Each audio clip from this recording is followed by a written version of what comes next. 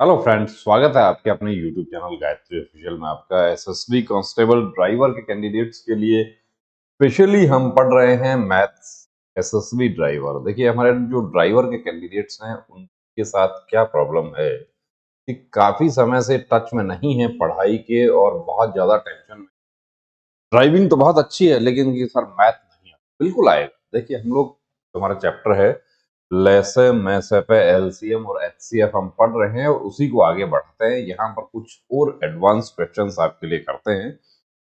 बहुत अच्छे से समझाने की कोशिश देखिए की गई है, बिल्कुल जीरो लेवल से, और कोई जल्दबाजी नहीं है कि आपको हर आखिरी बच्चे तक समझ आए, वो कोशिश हमारी है। अब यहाँ देखिए क्वेश्चन हमने लिया है कि वह छोटी से छोटी संख्या, अब वह बड़ी से बड़ी संख्या या छोटी से छोटी संख्या, ये ध्यान रखना। वह छोटी से छोटी संख्या क्या है जो 12, 15 तथा 20 से पूर्णतः विभाजित हो जाती है। तो यहां पर आप समझ गए होंगे कि यहां पर एलसीएम करना है।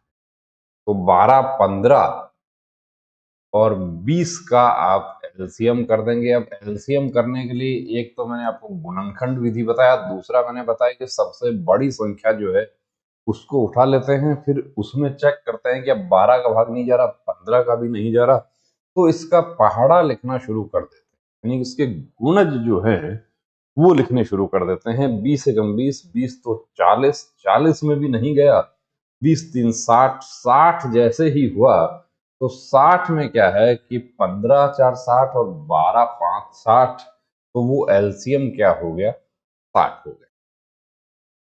ये तब करना है जब पहले आपको वो तरीका बेसिक वाला समझ आ जाए। 12 15 20, तो पहले 2 का भाग देते हैं 6, फिर 15 10, फिर 2 का गया तो 3 15 और 5, फिर 3 का, तो ये तो हो गया, सॉरी 1 हो गया, 1 और 5 5, फिर 5, तो 1 1 1, तब तक भाग देते रहते हैं जब तक कि नीचे 1 1 1 न आ जाए। अब इनको सबको गुणा कर लिया, 5 3 15, 15 2 30, 30 2 आ गया 60। लेकिन यही क्वेश्चन आगे बढ़ा दिया जाता है। कैसे बढ़ा दिया जाता है वो बताते हैं आपको, किस तरीके से इसको आगे बढ़ा दिया जाता है।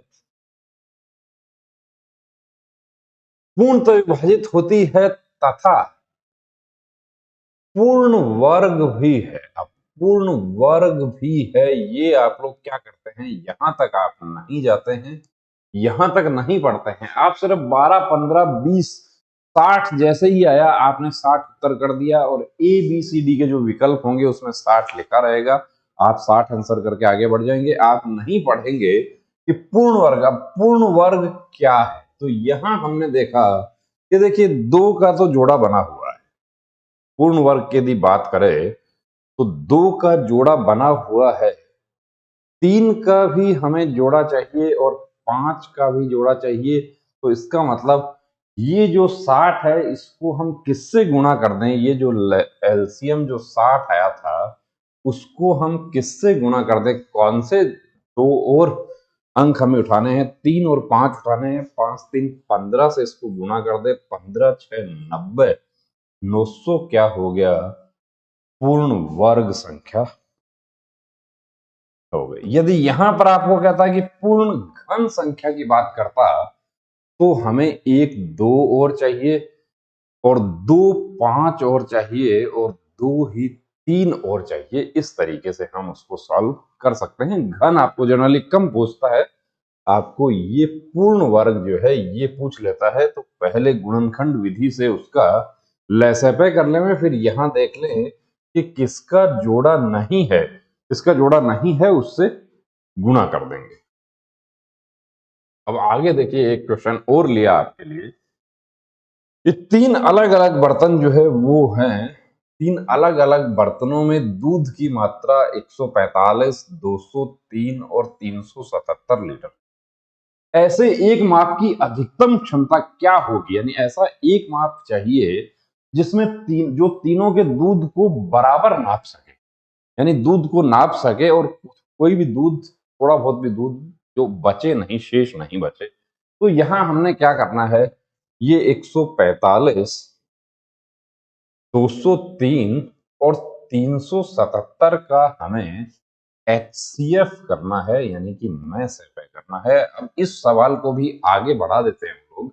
अब यहाँ पर HCF करना है, मैस एफआई करना है, तो यहाँ आप क्या सबसे छोटी संख्या, शॉर्ट ट्रिक आपको बताया पहले की क्लासेस यदि आपने की हैं तो शॉर्ट ट्रिक से भी आप कर सकते हैं। 145 को मैस एफआई में क्या करते हैं, सबसे छोटी को उठाते हैं। अब सबसे छोटी को उल्टा पहाड़ा उसका बोलना शुरू कर दीजिए।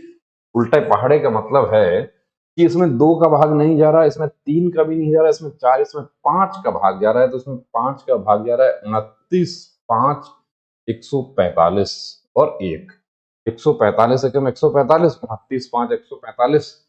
अब बड़ा जो है इसका अप्रत्यय क्या है, जिसमें तो 5 का भाग तो देखिए 203 में नहीं जाएगा, 377 में नहीं जाएगा, 29 का क्या जाएगा, तो भाग लगा के देख लो। 203 में 29 का भाग लगा के देख लो, 377 में 29 का भाग लगा के देख लो। ये काम आप करते हो। यदि 29 का भाग पूरा पूरा चला गया, भाई यहां तो 29 का भाग पूरा पूरा चला गया, 29, 5, 145, लेकिन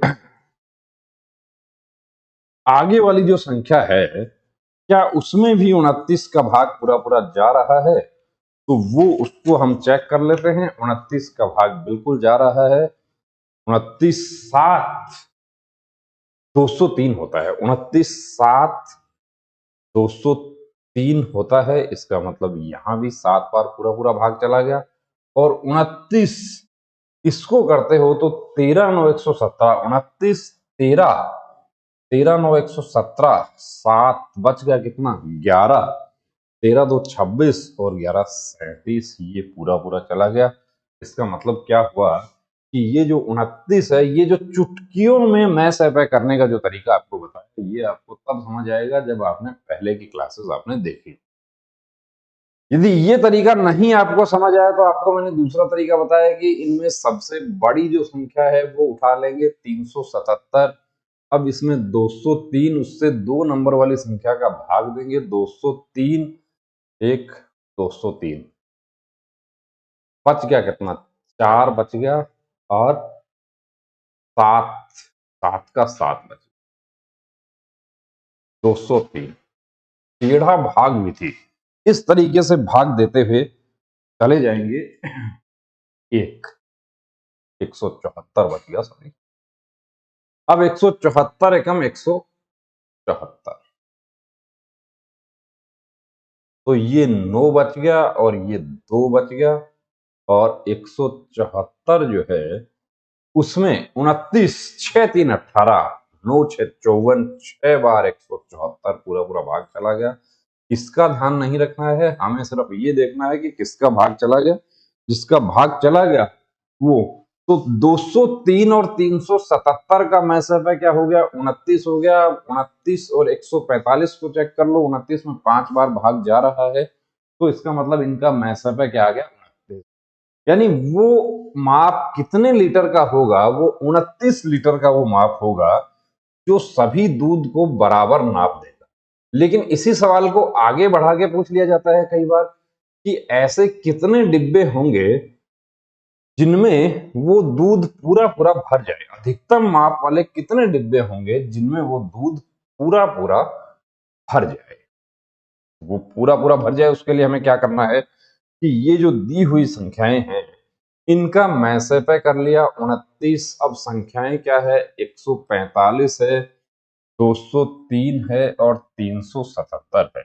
145 में 29 का भाग दिया, 5 बार गया, इसमें दिया तो 7 बार गया और इसमें दिया तो 13 बार गया। तो वो डिब्बे हमें कितने चाहिए कि 5 डिब्बे तो इस दूध को भरने के लिए चाहिए, 7 डिब्बे इस दूध को भरने के लिए चाहिए और 13 डिब्बे, तो 13 और 7, 20 और 5 वो डिब्बे टोटल कितने चाहिए, 25 चाहिए। वहां पर आंसर जो है वो 25 आएगा। कि नापा जा सकता है ये पूछा जा रहा है, या कितने अधिकतम डिब्बे चाहिए हमें, अधिकतम माप वाले कितने कम से कम चाहिए। तो ये ध्यान रखना है, जब इस तरह का प्रश्न आ जाता है तो आपको मैं से पे करना है। अब आगे बढ़ते हैं इससे।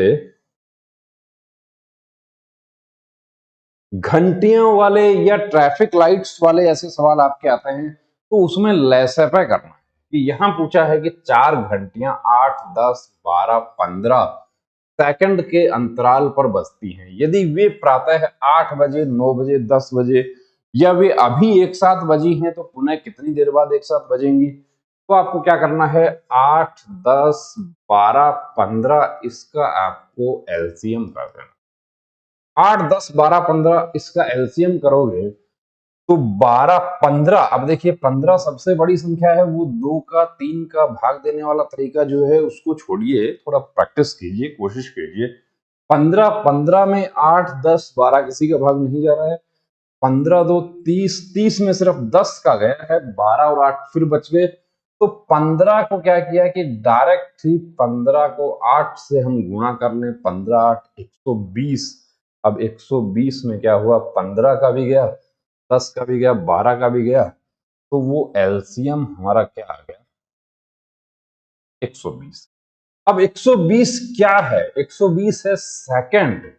120 सेकंड, 120 सेकंड का मतलब क्या है, पहले 8 बजे बजी हैं तो अब 8 बज के 02, 8 बजकर 2 सेकंड पर वो पुनः है एक साथ, सॉरी मिनट, 8 बज के 120 सेकंड लिखें या 8 बज के 02 मिनट लिखें कि इस पर वो एक साथ पुनः बजेंगे। ट्रैफिक लाइट्स वाले सवाल होते हैं वो भी इसी तरीके के होते हैं। यहां पर आपको कहता है कि यदि वो 8 बजे का ये समय नहीं देता और आपको सिर्फ ये कहता है कि अभी एक साथ बजी हैं तो पुनः कितनी देर बाद एक साथ बजेंगी, तो आप कह सकते हैं कि 2 मिनट बाद एक साथ बजेंगी। ये लैसे मैसे के आगे एडवांस क्वेश्चंस जो हैं, जो बड़े क्वेश्चन, वैसे आप लोगों के ड्राइवर लेवल पे इस तरह के क्वेश्चंस पे कम जाते हैं, लेकिन अभी कांस्टेबल लेवल में ऐसे क्वेश्चंस आने लग गए तो आपको तैयार करके जाना है। 3 एथलीट ए, बी तथा सी एक वृत्ताकार ट्रैक पर, अब ये ट्रैक पर दौड़ना उन्होंने एक साथ यहां से शुरू किया। आप लोग भी दौड़ते हैं, एक साथ शुरू करते हैं, एक साथ शुरू करते हैं, लेकिन क्या होता है, कुछ लोग पहले पूरा कर लेते हैं, दूसरा फिर आगे उसको ओवरटेक करके जाता है। तो ये यही बात यहां कही जा रही है कि वे एक चक्कर लगाने में, यहां कहा कि एक ही समय पर एक साथ दौड़ना शुरू करते हैं, लेकिन एक चक्कर लगाने में 36 सेकंड, 45 सेकंड और 54 सेकंड, 36, 45 और 54 सेकंड का समय लेते हैं। तो अब पूछता है आपको कि पुनः कितनी देर बाद एक साथ वो मिलेंगे, पुनः कितनी देर बाद एक साथ मिलेंगे। तो यहां आपको क्या करना है, यहां पर भी आपको वो जो धावक का एक चक्कर करने का जो समय दिया गया है उसका आपको एलसीएम कर लेना है। अब 36, 45, 54, अब 54 2 108, 36 3 भी 108 होता है। अब 108 को 5 से गुणा करके मैं डायरेक्ट 108, 18, 108, 8, 5, 40, 540 में डायरेक्ट लिख सकता हूं, लेकिन आपको मैं डायरेक्ट लिखने के लिए नहीं कह रहा। मैं आपको 2 का दिया भाग 18 45 में नहीं जाएगा, इसमें गया 27, फिर 2 का दिया 9 45 में नहीं जाएगा, 27 फिर 3 का दिया 3 15 और 9 फिर 3 का दिया 3 5 और 3 और फिर 3 का दिया 1 5 1 फिर 5, तो 5 थी 15 15 थी 45 45 2 90 9 2 18 18 3 54, यानी कि क्या हो गया 540।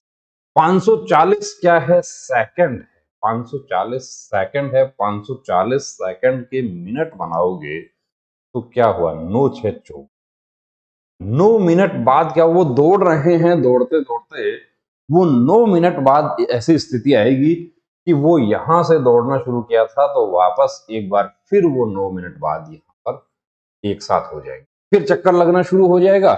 तो ऐसे क्वेश्चन आते हैं, क्या करना है, लैसेपे करना है और लैसेपे करके उसका समय निकाल लेना है। अब यहां पर आपको यदि ये कहता है कि उन्होंने 8 बजे दौड़ना शुरू किया तो कितने बजे एक साथ मिलेंगे, तो 8:09 पर एक साथ मिल जाएंगे। ये ध्यान रखना है। आगे बढ़ जाते हैं ऐसा ही, और वीडियो को पॉज करके आराम से देखें, कोई जल्दबाजी नहीं है। यहां देखिए 3 संख्याएं 2, 3, 5 के अनुपात में हैं।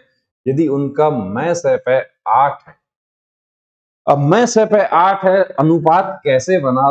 2x, 3x और 5x, यानी संख्याओं में मैं सैप का भाग दिया तभी अनुपात बना। तो यहाँ x क्या है, ये हमने पहले भी आपको बताया कि आपको x दिया हुआ है, 8 दिया हुआ है, तो 8, 8, 8, 8 2 16, 8 3 24 और 8 5 40। वे संख्याएं क्या है? आपको पूछे सबसे बड़ी संख्या क्या है, कह देंगे 40। सबसे छोटी क्या है? 16। सबसे बड़ी और सबसे छोटी का अंतर क्या है? तो 24 है। ये अनुपात समानुपात का जो पाठ पढ़ेंगे उसमें और आ जाएगा। इनका लय सैप पूछ ले कि इनका लय सैप क्या है, तो क्या करेंगे? संख्याएं तो आ गई, संख्याएं आ गई, अब लय सैप 40, 24, 5 120 होता है, लेकिन 120 में 16 का भाग नहीं जा रहा, 16 का नहीं जा रहा, 120, तो क्या करेंगे? 120, 240 इनका लय सैप आ जाएगा। मैंने डायरेक्ट लिख दिया, लेकिन आपको डायरेक्ट नहीं लिखने के लिए कह रहा मैं। आप 2 का भाग दें, 8, 12, 20, फिर 2 का दें 4, 6, 10, फिर 2 का दें 2, 5, फिर 2 का दें 1, 3, 5, फिर 3 का दें 1, 1 और फिर 5, तो 5, 5 3 15, 15 2 30, 30 2 60, 60 2 120, 120 2 हो गया 240। डायरेक्ट तब कर पाएंगे जब आपकी प्रैक्टिस हो। तो यही देकर आपको पूछ सकता है कि संख्याएं क्या है या उनका लय सैप क्या है, ये पूछ सकता है। सबसे बड़ी क्या है, सबसे छोटी क्या है, पूरा प्रश्न अच्छे से पढ़ना है और उसके बाद आगे बढ़ना है। चलिए, वह बड़ी से बड़ी संख्या कौन सी है जिससे 215, 253 तथा 557 का भाग देने पर प्रत्येक स्थिति में 6 शेष बचे? अब यहां पर कहा कि बड़ी से बड़ी, तो अब इसमें गलती मत कर देना। अब देखिए 215 माइनस 6, 253 माइनस 6, 557 माइनस 6, तो ये कितना बचती हैं संख्याएं? 215 में से 6 घटाया, 209 बच गया, 247 बच गया और 551 बच गया। इनका क्या करना है आपको? मैं सैप का एचसीएफ इनका कर देना है। इनका एचसीएफ आप कर देंगे, आपका उत्तर आ जाएगा। यदि यही क्वेश्चन डायरेक्ट लिख देता, लेकिन 6 शेष बचे, लय सैप में कहा था, तो वहां कहता आपको कि वह छोटी से छोटी संख्या क्या है, तब लय सैप। बड़ी से बड़ी है तो मैं सैप। तो 209, 247 और 557, सॉरी 551। अब इनका आपको क्या करना है? मैं सैप करना है, तो बड़ी संख्याएं हैं, आपको 209 का 209 को लेके उसके टुकड़े करने वाला तरीका नहीं आपको आए, तो 551 सबसे बड़ा है, उसमें भाग दे दिया। किसका भाग दे दिया? उससे जस्ट छोटा 247। कुछ बुक्स में या कुछ टीचर्स देखिए ऐसा भी होता है कि छोटी को, दोनों जो छोटी वाली हैं उनको चेक करते हैं, बड़ी वाली को फिर छोटी वाली का भाग दिया, तो 551 में 247 का भाग दिया, तो 2 बार भाग गया, 2 बार भाग गया, तो 400, 494, 2 बार गया भाग। इसका हमें ध्यान नहीं रखना है, सिर्फ एक संख्या के रूप में इसको लिख लें। तो बच गया कितना? यहां 7 बच गया, यहां 5 बच गया, और ये 247 जो, तो 247 5, 5, 4 का भाग देंगे, 5 4 20 और 7 4 28, 228 हो जाएगा। 228, तो 9 बच गया और 1 बच गया, अब 57 को यहां लिखेंगे 19 3 57, यानी इनका मैसअप है क्या आ गया, 19 आ गया। इन दोनों का मैसअप है 19 आ गया। 209 में 19 का भाग पूरा पूरा जाएगा, कितनी बार जाएगा, 11 बार जाएगा, 11। तो इसका मतलब क्या हो गया कि इनका मैसअप है क्या हो गया, 19 ही हो गया। अब वह बड़ी से बड़ी संख्या, आप 215 में 19 का भाग लगा के देख लो, 6 ही शेष बचेगा। 253 में भाग लगा के देख लो, 6 शेष बचेगा। 557 में आपको लगाने की जरूरत नहीं है, आपका उत्तर जो है ये हो गया ये। अब देखिए यहां पे जो है आपको एक ऑब्जेक्टिव क्वेश्चन भी मैंने दिया, ये आपको करके बताना है कि इसमें क्या आंसर आए। कि हम रोज, मैं आपको करके बता देता हूं, आप क्या पढ़ते हैं क्या नहीं पढ़ते हैं, इसको आपको कोशिश करना है कि इसमें क्या आंसर आएगा और कैसे आएगा। कमेंट करके बता सकते हैं, आपके पास हमारा व्हाट्सएप नंबर भी है, उस पर बता सकते हैं। नहीं आएगा कल इसको सॉल्व करके बता देंगे। तो दोस्तों कोशिश हमारी ये है कि हमारे हर एक स्टूडेंट को वर्दी मिले, जो लोग हमसे जुड़े हैं उनको डरना नहीं है। कि फौज में जाने की तमन्ना रखते हो तो किसी भी चीज से नहीं डरना, चाहे वो मैथ हो, चाहे दुश्मन की गोली हो, चाहे कैसी भी विषम परिस्थितियां क्यों ना हो। मुझे पता है बहुत सारे हमारे साथी जो है वो, उनको मैथ इसलिए नहीं आ रहा है कि उन्होंने मैथ बहुत समय से छोड़ दिया। अब जो छोड़ दिया तो प्रैक्टिस नहीं है, प्रैक्टिस नहीं है तो पहाड़ा क्या, गिनती भी बड़ी मुश्किल से ABCD लिखने में प्रॉब्लम हो रही है कि वो भी M के बाद में MN प्रॉब्लम हो जाता है। तो बने रहिए आप चैनल के साथ, और गायत्री मोबाइल एप्लीकेशन पर आपके लिए 10,000 क्वेश्चंस हम बिल्कुल रेडी कर रहे हैं। वो आपको वहां मिलेंगे। पहले पार्ट में 50 पेपर सेट, दूसरे में 50 पेपर सेट। चैनल को यदि सब्सक्राइब नहीं किया तो सब्सक्राइब कीजिए, अपने दोस्तों के साथ में शेयर कीजिए, और गायत्री मोबाइल एप्लीकेशन पर जो आपके लिए कोर्स दिया है वो भी लीजिए, उसकी प्रैक्टिस कीजिए। जय हिंद।